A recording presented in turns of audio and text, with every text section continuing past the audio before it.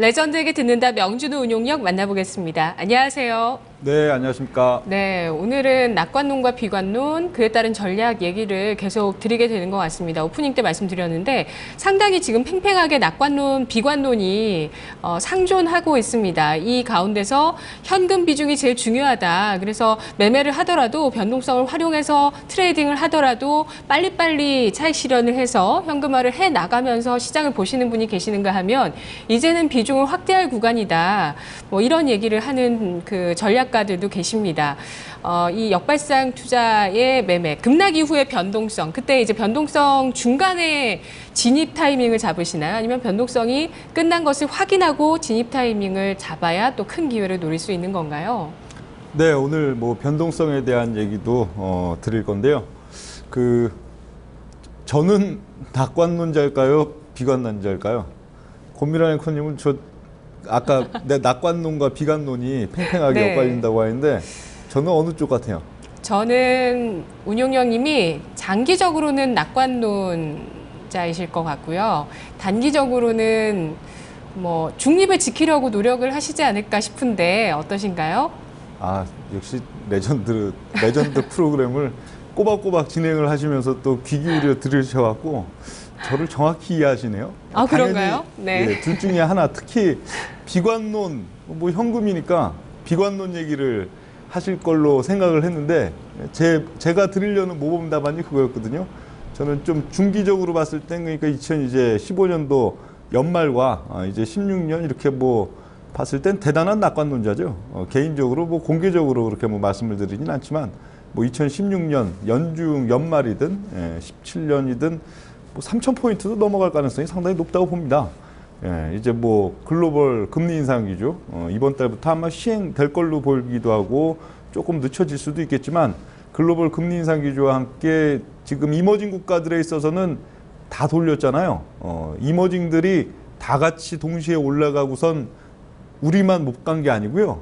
지금 글로벌 메이저 자금들, 글로벌 자금들이 있어서는 계속 이머징 내에서도 계속 눌러놓고 있다가 한 1년도 안 되는 시점, 1년 짧은 시점 동안에 지수를 거의 더블 내주고 또 다시 침체기로 가고 또 어떤 나라의 국가의 지수를 또 더블 내주고 이런 식으로 지금 돈이 순환하거든요. 그러니까 지금 뭐 2012년도, 13년, 14년, 15년 계속 박스죠. 크게 봤을 땐 뭐 글로벌 경기가 크게 좋아지지도 않고 좀 침체 내지는 박스의 국면인데요.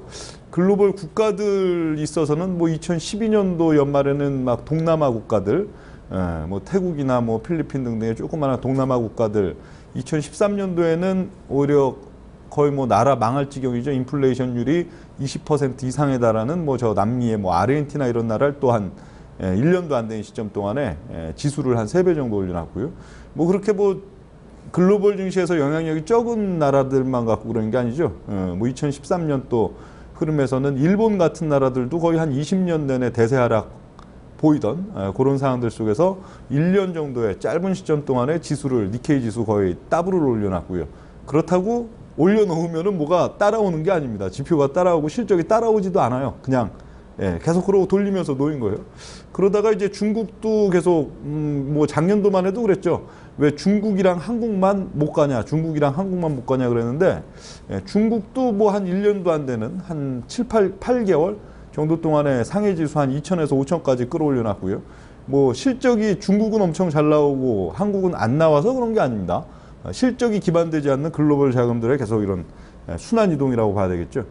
보면 뭐 인도 같은 경우에도 또 번쩍 한 1년 동안에 지수를 배 이상 올려놓고 이런 기조들이 어떤 국가는 대단히 모멘텀이 있고 장래가 밝고 실적이 나와서 들어올렸다가 뭐 그런 게 아니고요. 이머징 글로벌 자금들이 이제 이머징 국가들에 있어서 돌아가면서 이제 뭐라고 해야 될까요? 돌려가면서 한 번씩 반짝도 한 1년도 안 되는 짧은 시점 동안에 지수를 번쩍 들어다 놓고 하는 그런 양상들인데 우리는 아직 안 왔죠? 우리는 안 왔어요. 안 왔다는 건 뭐예요? 좋은 겁니다. 안 왔다는 건 좋은 거죠. 안 왔으면은 그것 때문에 결국 번쩍 올려놨다는 거는 실적과 밸류에이션이 수반되지 않는 상태 속에서 번쩍 올려놨다는 거는 큰 또 문제가 생기죠. 단적으로 뭐 중국만 봐도 그렇죠. 실적과 밸류에이션이 수반이 되지 않는 상태에서 번쩍 올려놓으니까 지금 막 5천에서 3천 빠지고도 계속 막 기복을 많이 받는 그런 양상들이 나오는데 우리는 그런 면에서는 굉장히 좀 좋을 거는 있어도 또 그렇게 크게 나쁠 건 없는 그런 면들이 되겠는데요. 지금 뭐 9월 달 흐름에 있어서도 아직 진입을 못하고 있는 거는 뭐 시장에 대한 면들도 시장에 대한 면들이지만 사실 살 수 있는 게 없습니다. 뭐 살 수 있는 게 있어야 사죠. 시가총액, 요즘 여러분들 거래량 호가들을 보시는지 모르겠는데요. 중소형주는 말할 것도 없고요. 뭐 시가총액 3천억, 4천억 이런 종목들은 호가 뭐 100만 원, 200만 원, 300만 원 이러고 달려 있는 종목이 수두룩합니다. 일 거래량이 뭐 10억이 채 안 되는 종목이 수두룩하고요. 거의 뭐 태반이죠. 8, 90% 이상. 시가총액 상위권 종목들 같은 경우에도요. 이게 뭐 항상 이런 게 아니에요. 아주 일시적이고 이례적인 현상들인데 지금 보면 뭐 시가총액 한 20위권 종목, 뭐 한 네이버 이런 종목도 여러분들 한번 호가창 가서 보세요. 호가가 1억 이상 걸려 있지가 않습니다. 뭐 좀 많이 걸려 있는 데는 1억 걸려 있고 뭐 7천만 원, 5천만 원, 막 500만 원, 700만 원 이러고 호가가 걸려 있기 때문에 아니 무슨 뭐 제가 총대 맬 일이 있습니까? 그거 밀고 들어갔다가 시장이 좀 이상한 기복이 나오면 팔지도 못하고 그대로 물려야 되는데 그렇다고 강력하게 확신을 갖고 그래도 3거래일 일주일이라도 뭐 단 7%, 10%라도 오른다는 확신이 있는 자리면은 그래도 뭐 총대를 맬 수도 있겠지만요. 그런 면들 아마 이런 기조들이 특정 시점 9월달 월중으로 있어서도 특정 시점이 지나면은 이제 거래량도 풀리고 호가도 풀리고 이제 수급들이 그래도 같이 붙어주는 그런 장세가 될 것인데 현재는 그런 특성이 있는 장세라는 거 또 염두를 하셔야겠고요. 자 이제 국내 시장에 대한 지표 체크 보겠습니다. 지난주는 중국 시장에 대한 지표를 좀 체크해서 한번 봤는데 오늘은 국내 시장 지표들 한번 보겠습니다. 그 변동성 하면 뭐 VIX죠. 변동성이 계속 좀 안 떨어지고 있어요. 우리나라 같은 경우에도 지금 한 30권 수준에서 왔다 갔다 그런 양상들인데 이게 저는 가급적 어떠라고 얘기를 해요.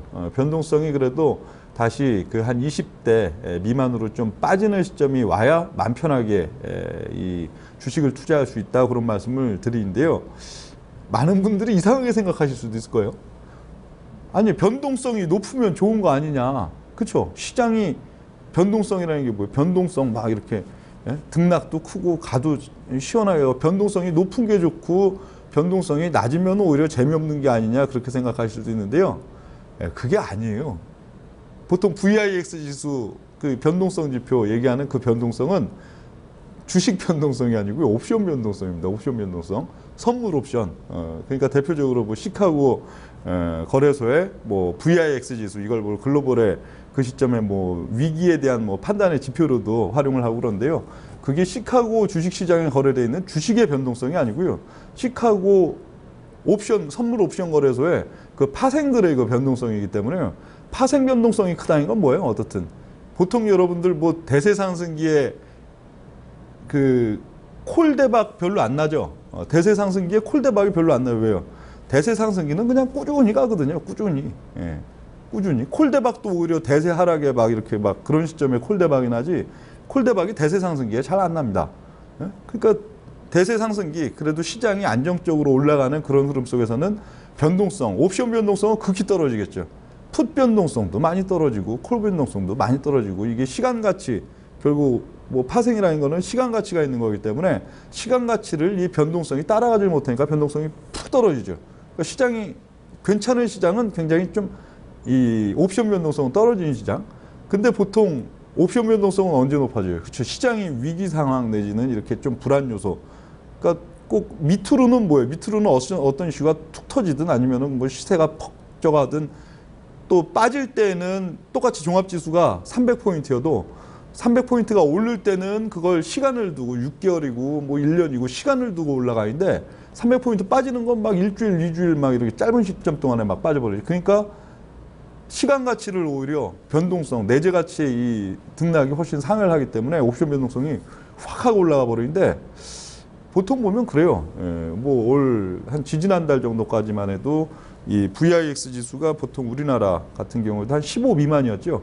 15 미만인데 15 미만까지 완전한 안정세 가기는 좀 그렇고 한 20 미만, 20 미만도 이게 뭐 일주일 열흘 뭐 꼭 보름이 걸려야 뭐가 이게 되는 게 아니고요.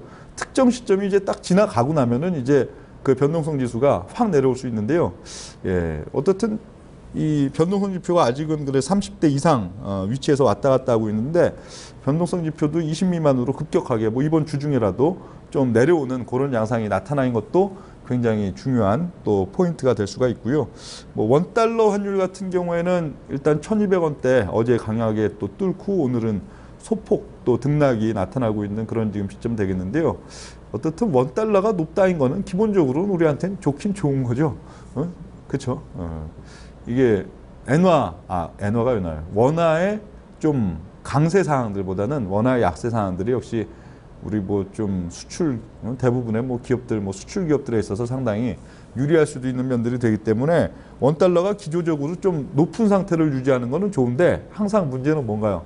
급격하게 3달, 4달 이러고선 원달러가 그냥 수직으로 번쩍번쩍 뜰 때는 시장 위기에 대한 반영일 때가 좀 많죠. 그게 뭐 이 지정학적인 뭐 북한이다 뭐 등등 해갖고 지정학적 요인으로 원달러 환율이 급격하게 갑자기 올라갈 때도 있고 아니면 또 왜 뭐 미국의 뭐 금융위기나 뭐 이런 국면에서도 사실 상식적으로 보면 2008년 미국 금융위기 같은 경우에도 상식적으로는 뭐예요? 원화 가치가 오히려 더 강세가 돼야 원래는 맞는 거죠. 원칙적으로는. 양 국가를 놓고 봤을 때 저쪽 나라에 문제가 터져서 저쪽 나라의 가치가 떨어진 상황이면 그런데도 어떻든 글로벌 위기가 있어도 우리의 원달러, 원화 가치가 오히려 떨어지는 그런 양상들이 나타나고요. 하는데 급격하게 서너 달을 두고 올라갈 때가 항상 또 시장의 조정 시기, 단기적인 급격한 조정 시기와 좀 맞물리는 면들이 있기 때문에 그런 지표가 되는데요.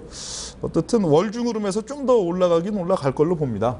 좀 강하다면은 뭐 1,250원대, 1,250원대 후반 이렇게 올라갔다 올 수도 있기는 있겠는데 어쨌든 한번 올라가고 나면요. 원달러가 3달, 4달, 뭐 5달 짧은 시점에 거쳐서 번쩍 올려놓고 나면 그게 또 서너 달 거쳐갖고 번쩍 빠지는 게 아니고요.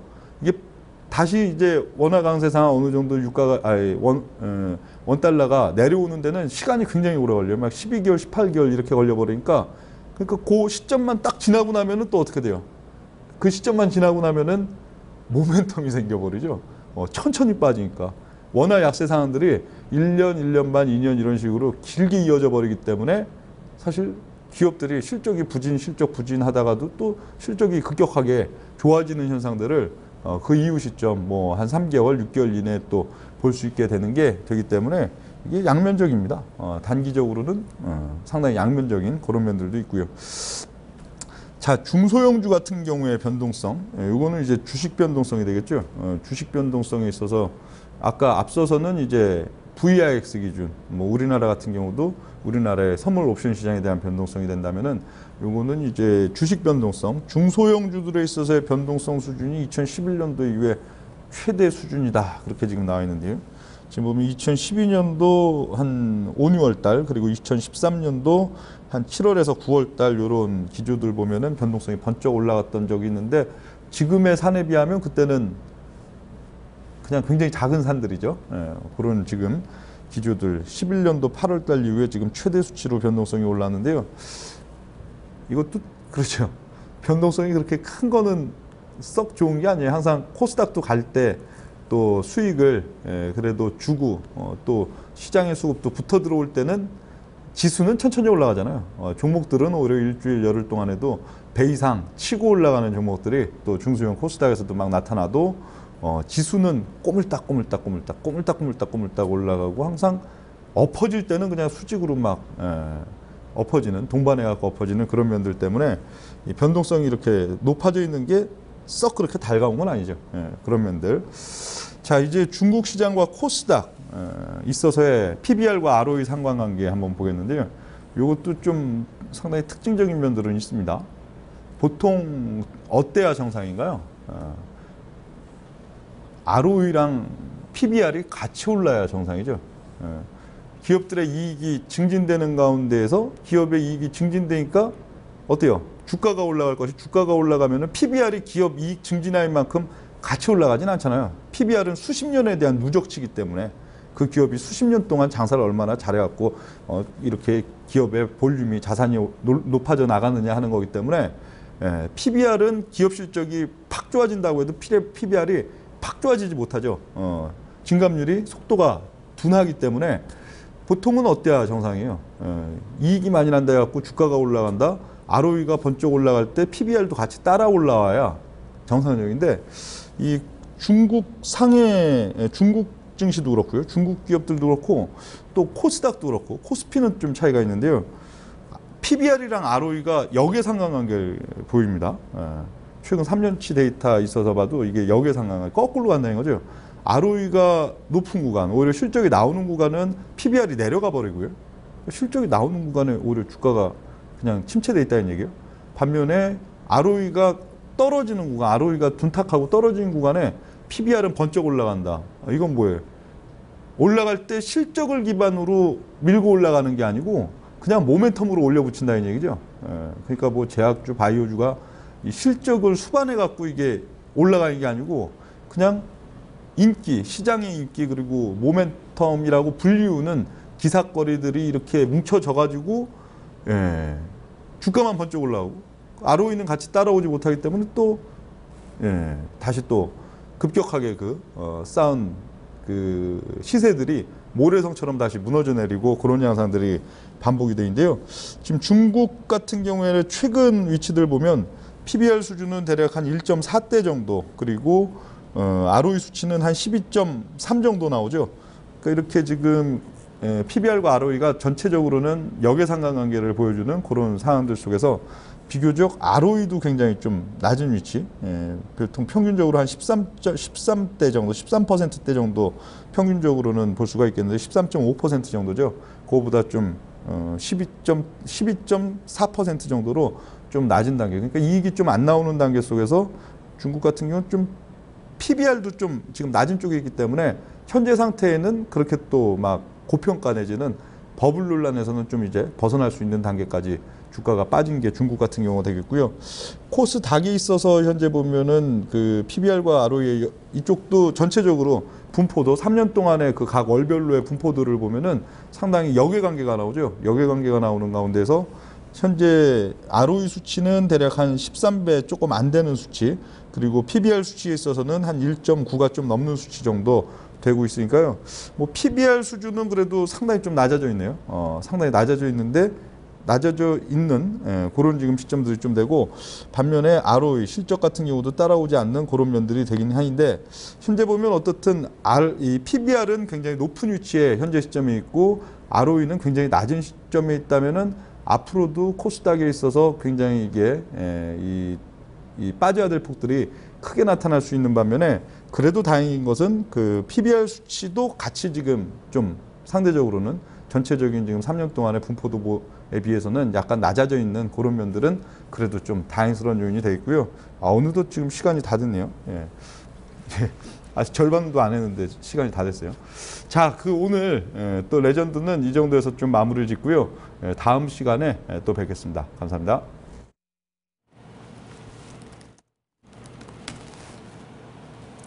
네. 자, 이제 오전장을 마무리해야겠습니다. 기다렸던 이제 중국의 무역 수지가 발표가 됐는데요. 수출이 위안화 기준 6.1% 감소, 수입이 14.3% 감소 나타났습니다. 수입이 더 크게 감소하면서 무역 수지는 흑자를 나타냈고요. 3,680억 위안 기록이 됐습니다. 수출, 수입 모두 감소했다는 수치 확인하시고요. 오후장 대응 잘하십시오. 내일 뵙겠습니다.